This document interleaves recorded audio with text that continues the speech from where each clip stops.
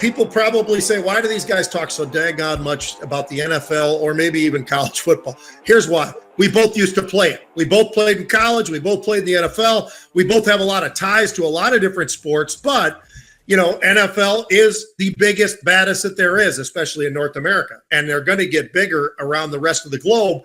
That's why they play in places like Germany and London and somewhere in France. And now they're going to go to Brazil, whatever. I mean, they're going all over the place. I played in the World League of American Football. I understand that one as well. So the growth that they're trying to develop around the world, they're trying to compete with soccer and some of those others. Anyway, John, the draft is coming up Thursday, and I thought it would be kind of fun. So I took out two teams that I think are really absolutely have done what they should have done to get themselves into position to be a hell of a lot better this year than last year.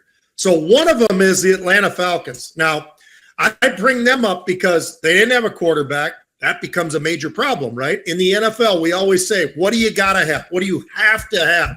You got to have a quarterback. And the Texans, they went out and got themselves a quarterback last year. They also went out and got themselves another guy, Defensive Player of the Year, rookie Defensive Player of the Year, and Will Anderson.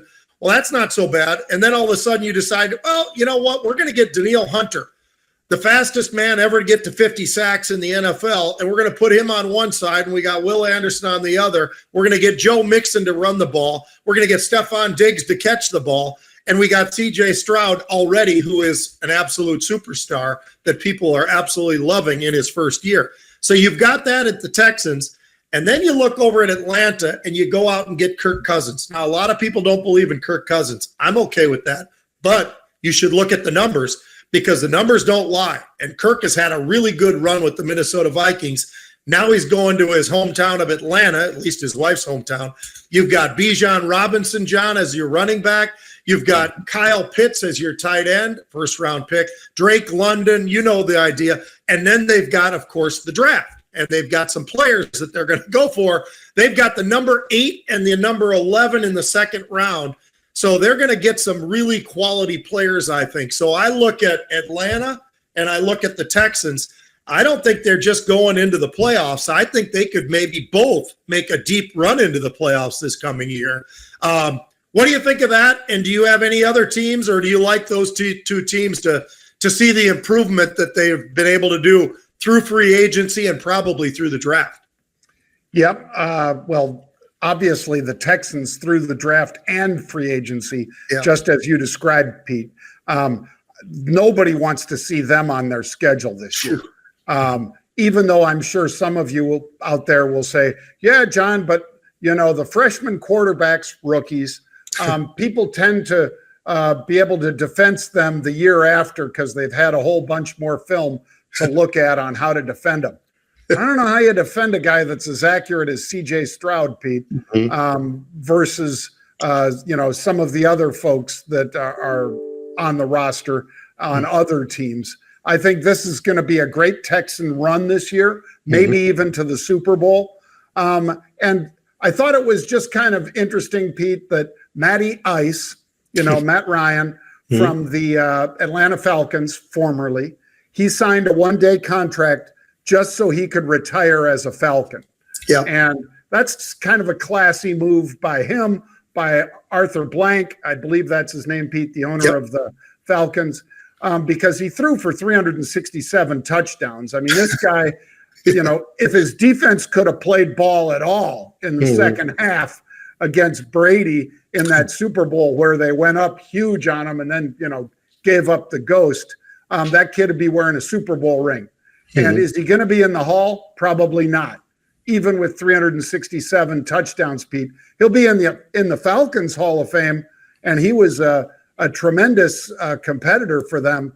But Atlanta has to dial it up, Pete, and maybe they've got enough down there. They certainly have one of the biggest stadiums in the league. Beautiful. So if they can put more people in those seats, more butts in the seats, Pete, they can pay for it.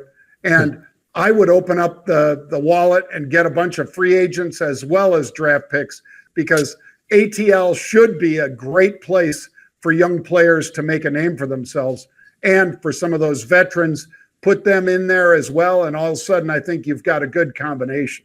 I completely agree. I like both though. I like what they're doing in the offseason. I think it makes them a lot better. I think the Raiders have done a really good job in the offseason to get a lot better.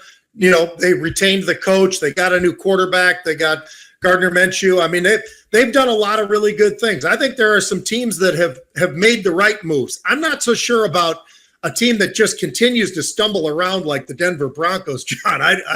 I can't figure those guys out. They got a lot of money from Walmart, but money doesn't always get you. You don't like the Zach Wilson trade? Oh, God.